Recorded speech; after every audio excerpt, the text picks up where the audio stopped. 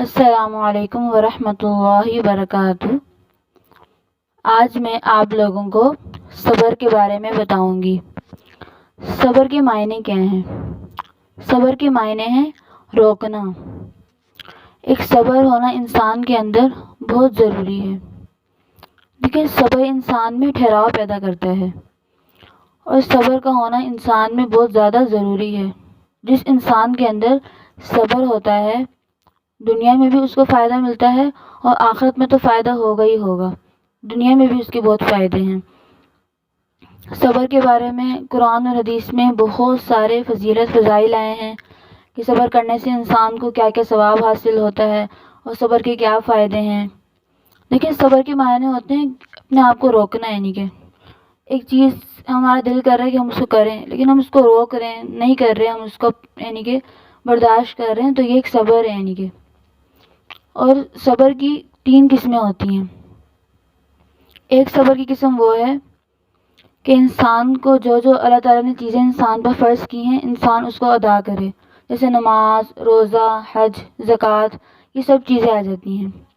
دوسری قسم صبر کی یہ ہے کہ اللہ تعالیٰ نے جن چیزوں سے انسان کو منع کیا ہے، انسان ان چیزوں سے منع ہو جائے، یعنی ان چیزوں سے انسان بالکل باز رہے۔ تیسری قسم جو صبر کی ہے وہ یہ ہے کہ جو ہم عام معاشرے میں سمجھی جاتی ہے کہ انسان اپنے آپ کو یعنی کہ روکتا ہے، یعنی کہ اپنے اندر برداشت کرتا ہے، یعنی کہ کسی کی ڈانٹ پہ ہو یا کوئی انسان پہ مصیبت ہے تو اس پر صبر کرتا ہے، تو یہ تیسری قسم ہے۔ اب جس کے اندر یہ تینوں قسمیں ہوں گی وہی اصل صبر کرنے والا کہلائے گا۔ یہ نہیں کہ جس کے اندر ایک ہی چیز ہو اس کو ہم کہیں صبر کرنے والا نہیں۔ صبر کرنے والا صرف وہی کہلائے گا جس کے اندر یہ تینوں قسمیں پائی جائیں گی صبر کی۔ صبر کرنے والا اصل انسان وہی ہے جس کے اندر یہ تینوں چیزیں پائی جا رہی ہیں۔ اور صبر کے بارے میں قرآن پاک میں بھی بہت سارے فضائل آئے ہیں، جیسے قرآن پاک کی سورہ بقرہ کی آیت ہے وَاسْتَعِینُوا بِالصَّبْرِ وَالصَّلَاةِ، کہ تم مدد حاصل کرو اللہ سے نماز اور صبر کے ذریعے۔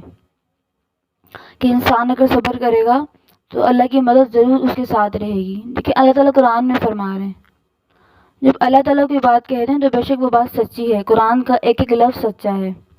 دیکھیں یعنی کہ جب اللہ کی مدد ہمارے ساتھ ہے، کتنی بڑی بات ہے کہ اللہ کی مدد جس کے ساتھ ہو اس کو تو دنیا میں کسی چیز کی ضرورت ہی نہیں ہے، یعنی کہ اس کو تو سمجھو تو پوری دنیا مل گئی ہے، پوری دنیا اللہ کی ہے۔ تو جس کی پوری دنیا ہے، سب کچھ اللہ سے، ساری زمین آسمان کا سب کا مالک اللہ تعالیٰ ہے۔ جب اللہ تعالیٰ نے کہہ دیا کہ تم صبر کے ذریعے مجھ سے مدد مانگو، تو ہمیں ضرور صبر کرنا چاہیے۔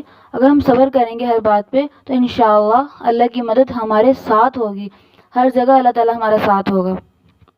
جہاں ہر جگہ اللہ ساتھ ہو، اللہ کی مدد ساتھ ہو، تو وہاں ہمیں کسی دوسرے کی ضرورت پڑ ہی نہیں سکتی۔ اور قرآن پاک کی ایک اور آیت ہے ان اللہ مع الصابرین، کہ اللہ تعالیٰ فرماتے ہیں کہ بے شک میں صبر کرنے والوں کے ساتھ ہوں۔ دیکھیں اللہ تعالیٰ جس کو کہہ دے کہ میں جس کے ساتھ ہوں، اس کو تو پھر سمجھو بہت پراؤڈ فخر فیل ہونا چاہیے، یعنی کہ اللہ تعالیٰ فرما رہے ہیں کہ میں صبر کرنے والوں کے ساتھ ہوں۔ تو اس سے بھی کتنی بڑی ہمیں وہ ملتی ہے کہ ہمیں صبر کرنا چاہیے۔ اپنے اندر آپ بھی کوشش کریں کہ صبر پیدا کریں، کیونکہ صبر کرنے والوں کے ساتھ اللہ تعالیٰ ہے، صبر کرنے والوں کے ساتھ اللہ تعالیٰ کی مدد ہوتی ہے۔ تو آپ لوگ بھی کوشش کریں کہ اپنے اندر صبر لے کر آئیں۔ ایک صبر ہونا انسان میں بہت زیادہ ضروری ہے۔ اور ایک روایت میں یہ بھی آتا ہے کہ صبر کرنے والے جو لوگ ہیں وہ جنت میں بغیر حساب کتاب کے داخل ہوں گے۔ دیکھیں جنت میں یعنی کہ جانا، اس سے پہلے حساب کتاب دینا یہ بہت مشکل چیز ہے۔ جس کا حساب کتاب شروع ہو گیا سمجھو وہ پھنس گیا۔ تو اللہ تعالیٰ کہہ رہے ہیں کہ صبر، حدیث میں آ رہا ہے کہ دیکھیں صبر کرنے والا جو ہے وہ بغیر حساب کتاب کے جنت میں جائے گا۔ تو اس سے بڑی اور کیا چیز چاہیے کہ بغیر حساب کتاب کے جنت میں چلا جائے، تو بہت خوش نصیب انسان ہے۔ دیکھیں تو اس لیے ہمیں چاہیے کہ ہم اپنے اندر زیادہ سے زیادہ صبر لے کر آئیں۔ جتنا ہم صبر کریں گے دنیا میں بھی ہمارے فائدے ہوئیں گے اور آخرت میں بھی۔ دیکھو آخرت کے فائدے تو میں نے آپ لوگوں کو بتا دیے۔ اب دنیا میں اس کے فائدے ہوتے ہیں کہ ہم بہت ساری چیزوں سے بچ جاتے ہیں۔ ہم صبر کریں گے تو کوئی لڑائی نہیں ہوئے گی، کوئی فساد نہیں ہوگا، بلکہ ہم صبر کریں گے، اللہ پہ بھروسہ کریں گے تو ہمارے سارے کام انشاءاللہ آسان ہو جائیں گے۔